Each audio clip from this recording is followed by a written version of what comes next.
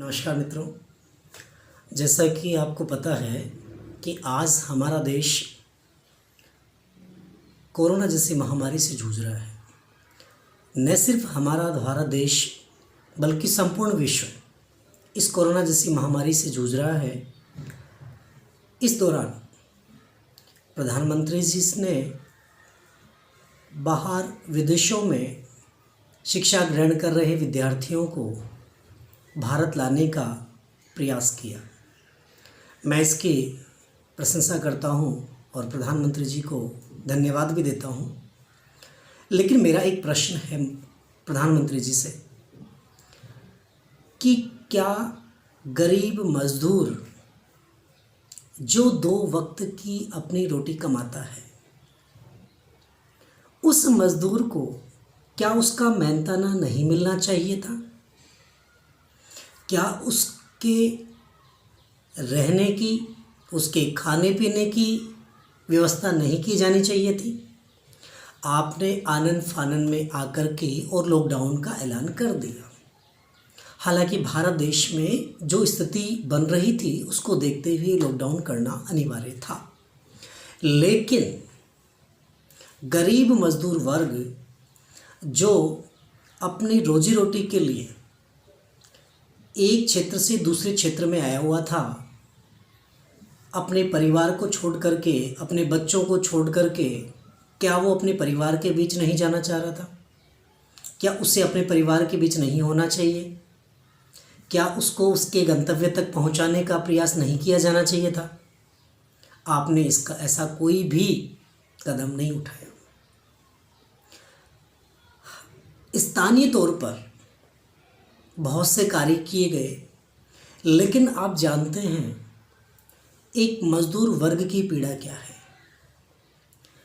आपने सुना होगा मजदूर वर्ग ये कह रहा है आपसे कि मैं मजदूर हूँ, मैं मजबूर हूँ, मैं भूख और प्यास से मरा हूँ, पटरी पर सोने को मैं मजबूर हूँ, मैं मजदूर हूँ, मैं मजदूर हूँ, मैं मजबूर हूँ, मैं मजबूर हूँ, भूख और प्यास के कारण पटरी पर सोने को मैं मजबूर हूँ।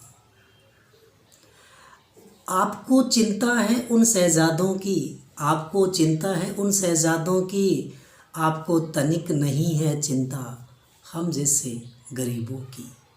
प्रधानमंत्री जी, अगर आपके जहन में अगर थोड़ा सा भी दर्द है, अगर आप एक पिता के रूप में, एक भाई के रूप में अगर अपने आप को रख कर के सोचे कि उन मज़दूरों की क्या हालत होगी जो पैदल 1000 किलोमीटर पैदल चल रहे हैं, 500 किलोमीटर पैदल चल कर के अपने गंतव्य तक पहुंच रहे हैं, उन पे क्या बीत रही होगी। पुलिस प्रशासन हर क्षेत्र का एक जैसा नहीं है। बहुत से वीडियोज़ में मैंने देखा है कि मज़दूर वर्ग जो भूख और प्यास से पैदल चलता जा रहा है और रास्ते में उनके ऊपर लाठियां बरसाई जा रही है। ये कहाँ का न्याय है? अगर किसी व्यक्ति को 2 वक्त का भोजन नहीं मिलेगा, जिस ठेकेदार के, जिस जमींदार के वो काम करने के लिए आए थे, जिस फैक्ट्री में, जिस कंपनी में वो काम कर रहे थे, अब वो फैक्ट्री बंद हो गई, वो सब कुछ बंद हो गया। ऐसी स्थिति में वो मज़दूर कहाँ जाएगा? पैदल चलने को मजबूर होगा ना। और कहाँ जाएगा? आप मुझे बताइए कहाँ जाएगा? मैं आपको एक घटना बताता हूँ रिंगस के पास की, जहाँ पर मज़दूर वर्ग को ला कर के और एक धर्मशाला में ठहराया गया। 68 लेबर्स थे वो। उन 68 मज़दूरों को जब वहाँ रखा गया और वहाँ के ही स्थानीय निवासियों द्वारा उनके साथ में अभद्र व्यवहार किया गया, उन कईयों की पिटाई की गई, इसलिए कि वो मज़दूर हैं, कोरोना फैलाएंगे। माननीय मुख्यमंत्री जी, प्रधानमंत्री जी, आप सभी राजनीतिक दलों से मेरा निवेदन है कि कोरोना भारत में कौन लेके आया? मेरा आपसे एक ही प्रश्न है कि भारत देश में कोरोना की दस्तक किसने दी? कोरोना को भारत में कौन लेके आया? कोरोना चाइना में था, विदेशों में था, भारत में कैसे आया? आप ये भी कहेंगे जमातियों के द्वारा आया। आप ये भी कहेंगे कि बाहर से जो लोग आए थे वो लेके आए, उनको कौन लेने गया था, कौन उनको लेके आया है?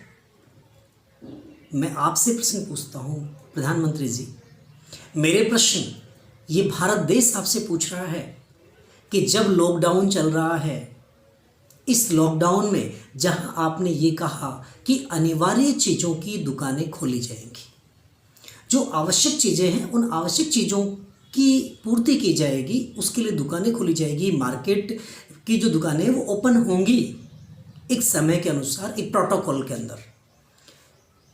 प्रधानमंत्री जी, क्या शराब के ठेके अनिवार्य वस्तु के अंतर्गत आते हैं? ये भारत पूछ रहा है आपसे कि क्या ये ठेके, शराब के ठेके, जिनको बंद करवाने के लिए भारतीय नारियां हर वक्त आंदोलन करती हैं, क्योंकि आपने देखा होगा इस शराब की वजह से कितना नुकसान होता है। जिस मजदूर को 2 वक्त का भोजन नहीं मिल पा रहा है वो शराब पिएगा, आप उसको शराब पिलाना चाहते हैं, आपने ठेके खोल दिए।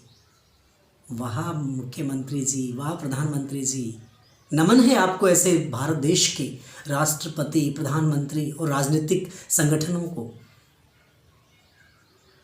जो इसके लिए लाइन में लगे हैं। आपको राशन के लिए 10 किलो का आटा लेने के लिए आप कॉल कर देते हैं। मैं भारतीय जनता पर भी ये प्रश्न उठाना चाहूँगा कि जो ठेके के सामने लाइन लगा के खड़े होते हैं, लेकिन आप ये जानते हैं कि जिसको 2 वक्त का भोजन नहीं मिलता है वो ठेके की लाइन में नहीं खड़ा है। ठेके की लाइन में कौन खड़ा है? शराब के लिए लाइनों में कौन लगा हुआ है? गुटखा, तंबाकू, इन चीज़ों की फैक्ट्रियां बंद क्यों नहीं की आपने प्रतिबंध लगाई।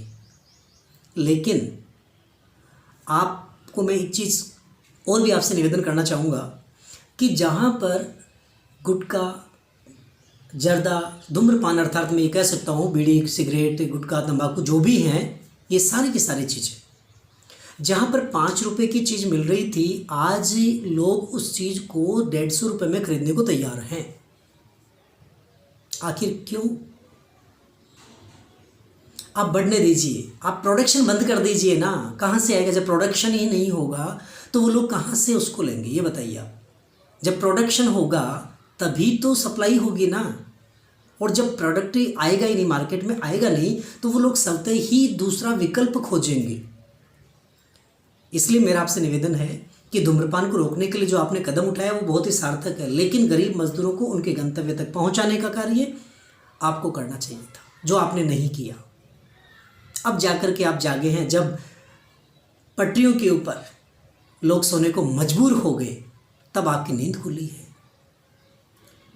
मैं सभी राजनीतिक दलों से निवेदन करना चाहूँगा कि आप लोगों को जब वोट चाहिए होता है उस वक्त आप उस मजदूर को उसके जहाँ पर वो रह रहा है वहाँ से आने जाने तक का किराया तक आप देते हैं उसको, वहाँ से उसको बुलवाते हैं सिर्फ एक वोट के लिए, क्योंकि आपको अपनी सीट चाहिए थी।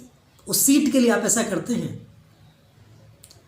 तो माननीय, इस महामारी में हम सबका ये दायित्व बनता है कि हम उन मज़दूरों की सहायता करें, उनको उनके गंतव्य तक पहुंचाने का प्रयास करें, और जो क्षेत्र कोरोना ग्रसित नहीं हैं उन क्षेत्रों में ऐसे रोजगार के साधन विकसित किए जाएं जिससे कि उन लोगों को रोजगार मिल सके। क्योंकि आप गंतव्य तक पहुंचा देंगे, लेकिन उनके 2 वक्त का भोजन उनको कहाँ से उपलब्ध हो पाएगा? कैसे वो अपने दिनचर्या चलाएंगे? कैसे अपना जीवन यापन करेंगे? इसका भी हमें एक डिसीजन करना होगा। इसके लिए भी निर्णय करना होगा कि कैसे, कौन से ऐसे उद्योग धंधे, कौन से ऐसी चीज़ें हैं जो हमें विकसित की जानी चाहिए जिससे कि भारत देश की अर्थव्यवस्था पटरी पर आ जाए।